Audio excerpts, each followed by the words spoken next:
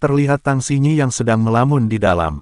Paman Wuang menghampiri Tang Xinyi dan berkata, "Xinyi, sepertinya di luar agak berisik." Tang Xinyi pun menjawab, "Paman Wuang, teruskan persiapan di sini, aku akan lihat keluar." Tang Xinyi berjalan keluar untuk melihat keadaan yang ada di depan. Ia pun berkata, "Kenapa dia kemari? Sudahlah, lagi pula Haoran pasti bisa membereskannya." Terlihat Zhao Gong yang hampir tertabrak mobil. Ia pun marah-marah dan berkata, "Siapa yang tidak punya mata? Bisa menyetir atau tidak?" Jendela mobil pun mulai terbuka dan Kapten Zhang pun berkata, "Anak siapa ini? Sangat tidak berpendidikan. Berdiri di tengah jalan, bahkan berteriak-teriak di depan rumah sakit orang lain."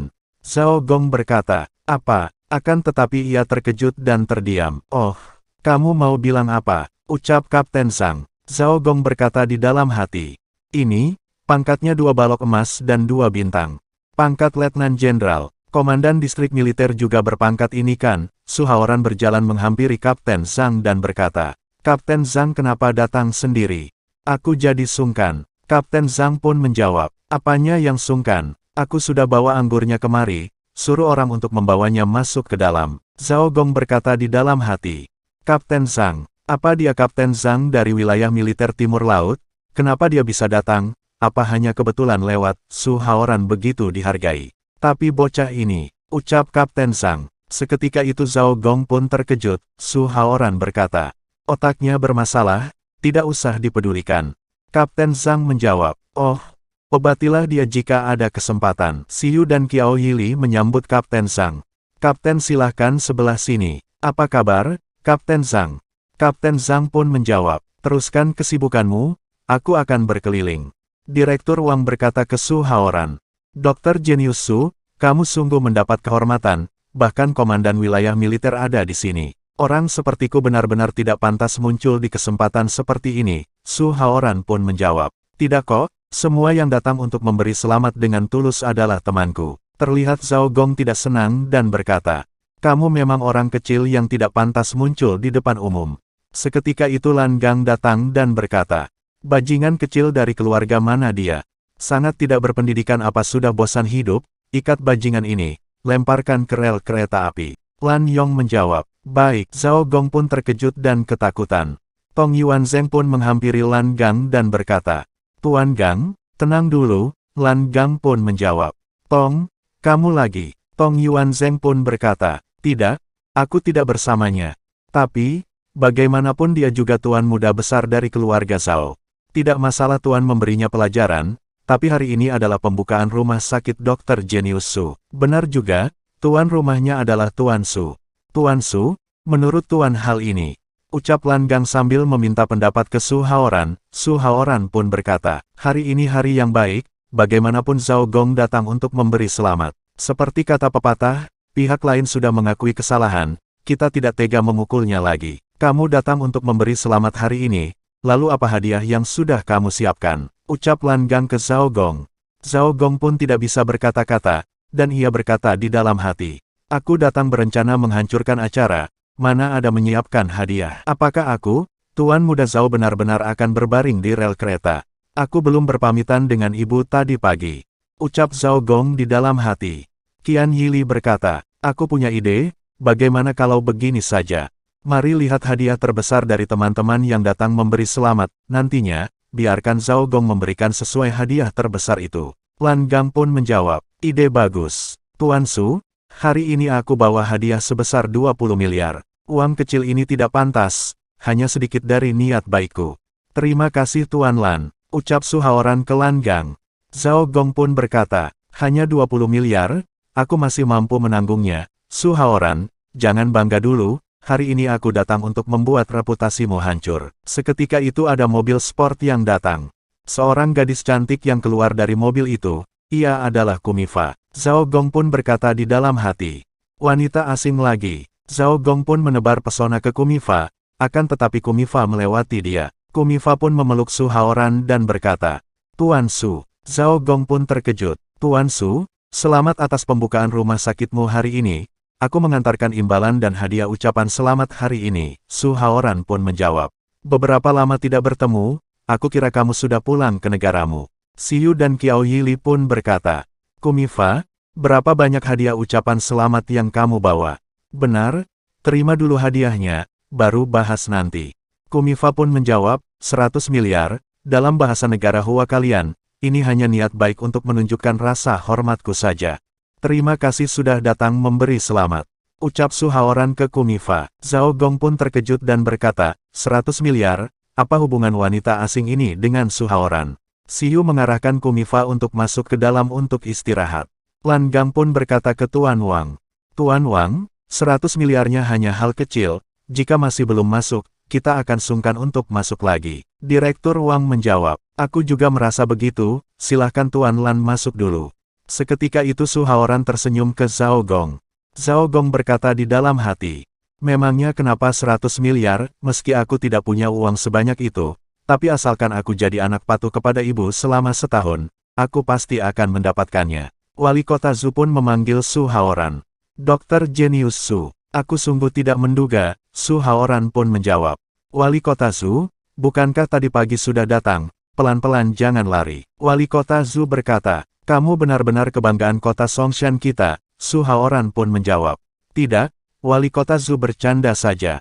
Ia pun berkata di dalam hati, ada apa lagi ini, jika begini, identitas Huya akan terekspor, bagaimana ini? Zhao Gong juga berkata, wali kota Zhu, kenapa wali kota yang tidak menerima suap itu bisa datang memberi selamat padanya?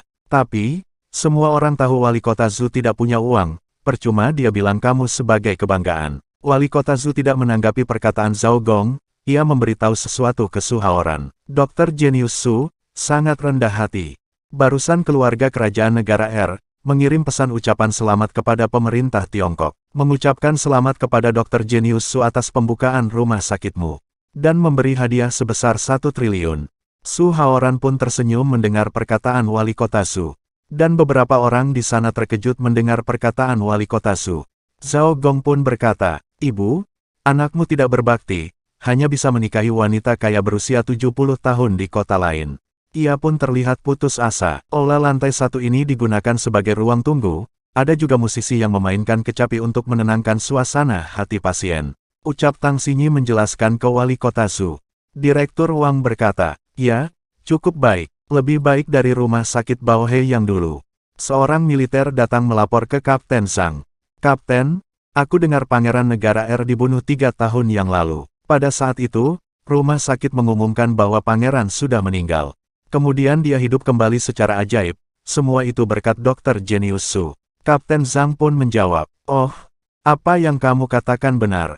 Bocah ini bukan orang biasa, segeralah kembali ke wilayah militer, dan bekerja sama dengan beberapa orang tua itu, kerahkan seluruh kekuatan dan selidiki latar belakangnya dengan baik.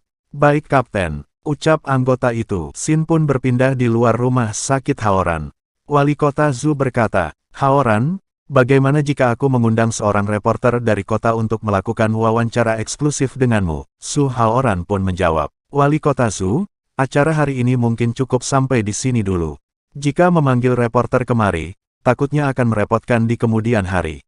Wali kota Zhu berkata, Dokter Jenius Su begitu rendah hati, kalau begitu aku tidak akan mengekspornya. Tentu saja, itu yang kuharapkan. Ucap Su Haoran ke wali kota Zhu.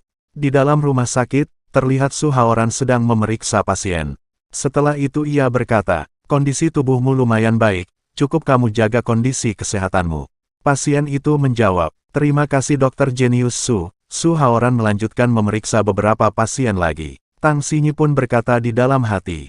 Tampangnya yang serius saat bekerja kelihatan sangat tampan. Terlihat ia terpesona melihat Su Haoran. Apa yang kupikirkan?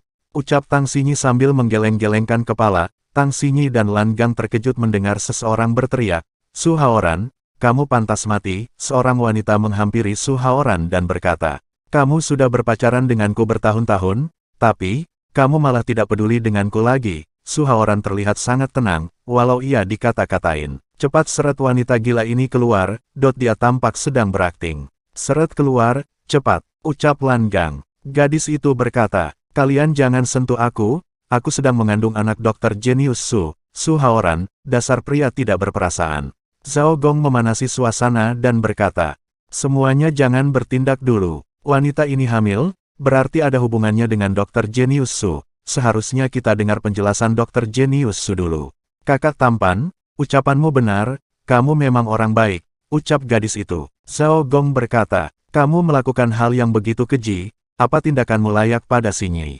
Tang Xinyi menjawab, Zhao Gong, kamu anggap aku ini polos. Aku rasa kamu sangat ingin berbaring di rel kereta api. Ucap Lan Gang. Zhao Gong pun terkejut dan berkata di dalam hati. Ini berbeda dari yang diharapkan. Sudah sampai ke titik ini, tidak bisa mundur lagi. Karena sudah dimulai, maka harus diselesaikan sampai akhir. Aku hanya akan aman setelah menghancurkan Su Haoran. Ia pun menunjuk Su Haoran dan berkata, Su Haoran, jangan kira dirimu sangat hebat, hari ini aku akan memperjuangkan keadilan bagi wanita ini. Aku ingin semua orang di kota Songshan tahu, siapa kamu sebenarnya, Su Haoran pun menjawab. Baiklah, aku akan beri wanita ini sebuah keadilan hari ini. Tapi, Zhao Gong, dengarkan baik-baik. Aku jamin tidak ada orang yang akan memperjuangkan keadilan untukmu nanti. Zhao Gong pun terlihat ketakutan. Su Haoran pun berkata, Bibi, silahkan duduk, biar aku periksa, apakah kamu benar-benar hamil. Gadis itu menjawab, kamu? Aku ini mantan pacarmu, Su Haoran pun bertanya. Siapa namamu? Karena kamu mantan pacarku, kapan kita berpacaran? Sambil memeriksa nadi wanita itu. Wanita itu menjawab, namaku Zhang Xiaolan. Sebelum kamu menikah dengan Nona Tang, kamu selalu berjanji akan menikahiku. Beberapa waktu lalu, kamu mendadak menghilang, lalu aku dengar kabar tentang pernikahanmu dengan Nona Tang. Su Haoran pun berkata, oh, jangan bicarakan apapun dulu. Jika kamu benar-benar hamil, belum bisa dipastikan apakah itu anakku atau bukan. Bagaimana kalau kita lakukan tes DNA? Ah, jangan meremehkanku karena tidak berpendidikan tinggi. Mana mungkin bisa tes DNA sebelum anak dilahirkan? Ucap Xiaolan ke Su Haoran. Su Haoran berkata, hamil 6 minggu bisa dilakukan tes DNA. Saat aku memeriksa nadi tadi, kamu sudah hamil 2 bulan. Xiaolan pun terkejut. Tapi, aku punya cara yang lebih sederhana. Asalkan kamu bekerja sama, aku pasti bisa melakukan tes DNA di depan semua orang. Xiaolan pun terlihat gelisah dan terpaku. Ia pun berkata, lakukan saja, aku mau lihat tipuan apa yang bisa kamu lakukan. Dengan santainya Su Haoran melemparkan jarum peraknya ke Xiaolan. Jarum itu tertancap di jidat Xiaolan, Su Haoran menancapkan beberapa jarum peraknya lagi ke Xiaolan. Terlihat ia berencana menghipnotis Xiaolan untuk memeriksa kebenarannya. Su Haoran mengajukan beberapa pertanyaan ke Xiaolan. Siapa namamu? Berapa usiamu? Apa pekerjaanmu? Xiaolan pun menjawab. Namaku Zhang Xiaolan, umur 28 tahun, aku putri kota Buye. Zhao Gong pun terkejut melihat keadaan Xiaolan yang sedang dihipnotis. Su Haoran bertanya lagi. Anak siapa yang ada di dalam perutmu? Dan kenapa kamu datang menjebakku hari ini? Siapa yang menyuruhmu? Xiaolan pun menjawab, anak yang ada di perutku itu, milik Tuan Muda Tong, Zhao Gong, memberiku 2 miliar untuk membuatmu malu di depan umum hari ini. Terlihat Zhao Gong terkejut, Su Haoran pun berkata, bagus sekali Zhao Gong, Tong Yuanzheng sudah kabur, hanya tersisa dirimu. Orang sepertimu hanya bisa hidup 2 episode dalam drama. Zhao Gong pun menjawab, menghukumku, mana mungkin, jangan mengancamku. Sekarang wali kota Zhu juga ada di lantai bawah. Apa yang bisa kamu lakukan kepadaku? Su Haoran pun berkata, aku hanya seorang dokter, tentu saja tidak akan melakukan apa-apa kepadamu. Ilmu pengobatan tradisional Tiongkok mempelajari penglihatan, penciuman, pemeriksaan, pemotongan. Aku lihat sudut matamu menurun, bagian tengah alis menjadi gelap. Aku khawatir saat keluar dari rumah sakitku, kamu akan mati di jalan. Zhao Gong terkejut dan berkata, omong kosong. Ilmu pengobatan tradisional Tiongkok itu memeriksa penyakit, kamu anggap aku tidak tahu. Untuk apa menipuku? Ia berlari meninggalkan Su Haoran. Su Haoran berkata, ilmu pengobatan tradisional Tiongkok dibagi menjadi 2 cabang. Pengobatan Konfusius dan Tao. Aku mempelajari pengobatan Tao, sangat mahir dalam penglihatan. Nyawamu sudah berakhir. Lan Yong pun masuk ke ruang Su Haoran dan berkata, ayah, Tuan Su, Nyonya Su. Tang Xinyi tersipu malu dan berkata di dalam hati, Nyonya Su, baru pertama kali ada yang memanggilku begitu. Zhao Gong menyetir keluar dan tabrakan dengan seseorang, dia dipukuli sampai mati ketika berdebat dengan orang itu. Orang itu orang negro, ucap Lan Yong. Su Haoran berkata, sangat disayangkan, aku dengan baik hati mengingatkannya ada bencana berdarah hari ini, dia masih sangat ceroboh. Ini sudah kehendak Tuhan, Lan Gang pun bertanya ke Su Haoran. Tuan Su, bagaimana mengurus wanita ini? Su Haoran berkata. Jangan menyulitkan dia. Tuan Lan, suruh orang mengantarnya kembali ke keluarga Tong. Bagaimanapun anak di kandungannya adalah anak Tong Yuanzheng. Lan Gang pun menjawab. Tuan Su sungguh murah hati. Tang Xinyi menghampiri Su Haoran dan berkata, aku sangat takut kamu menyerang Zhao Gong di depan umum. Bagaimanapun ada banyak orang yang datang hari ini. Untung kamu bisa menjaga keseimbangan, pasti itu sulit bagimu. Ia terlihat sangat cemas ke Su Haoran. Su Haoran menjawab, tenang saja, aku bisa mengontrol emosiku. Xin pun berpindah di luar, terlihat Su Haoran sedang menunggu Tang Xinyi. Su Haoran berkata, sudah selesai bekerja, apa ada hal yang tidak menyenangkan? Sambil membukakan pintu mobil ke Tang Xinyi. Mereka pun berangkat pergi. Tang Xinyi berkata, Haoran, ada masalah yang mendadak terjadi di kota logistik, aku butuh bantuanmu. Su Haoran menjawab, Zhang Xiaolan dikirim ke kediaman Tong dan menjadi bahan ejekan terbesar. Tong Yuanzheng sedang melakukan pembalasan terhadap keluarga Tang dan aku. Tang Xinyi pun berkata, kota logistik Asia Timur adalah zona pengembangan tepi laut yang dibangun di Kabupaten H. Ada sebidang tanah di belakang milik keluarga Tong. Sekarang keluarga Tong membuat keributan tentang tanah ini. Sifat buruk memang sulit diubah. Karena dia tidak bertobat, maka tidak perlu diberi belas kasihan. Xin pun berpindah di malam hari di keluarga Tang. Tang Xinyi bercerita ke Su Haoran tentang keluarga Tong. Niat awal ayahku membangun kota logistik Asia Timur adalah untuk melayani perusahaan lokal di kota Hua. Sebelumnya keluarga Tong berjanji pada ayahku, bahwa mereka bersedia untuk memberikan tanah kepada kami. Tetapi baru-baru ini dia mendadak berubah pikiran. Keluarga Tong membangun gedung di atas sebidang tanah ini. Mereka juga bekerja sama dengan beberapa oknum perusahaan di negara R untuk memeras pasar perusahaan lokal. Benar-benar sangat keji sekali. Su Haoran pun menjawab. Aku sangat mengagumi ayah mertuaku. Niat awalnya benar-benar baik. Oh, begitukah? Ucap Tang Xinyi. Su Haoran terlihat sangat kesal dalam bermain game dan berkata, sialan, apa tidak lihat ada orang di lantai 2? Dasar rekan bodoh, makan bokong ayam ini. Tang Xinyi berkata ke Su Haoran. Apa kamu pernah dengar tiga tuan muda kota Songshan? Su Haoran pun menjawab. Pernah? Song Xiaobao, Tong Yuanzheng hanyalah peran kelas bawah saja. Setelah itu Tang Xinyi menjelaskan ke Su Haoran. Mereka berdua memang kelas bawah, masih ada satu orang bernama Huang Renhui. Dia yang paling kuat di antara tiga tuan muda kota Songshan. Keluarga Huang tidak hanya konglomerat real estate, mereka juga mendapat dukungan dari petinggi besar. Su Haoran menjawab sambil mendekat ke Tang Xinyi.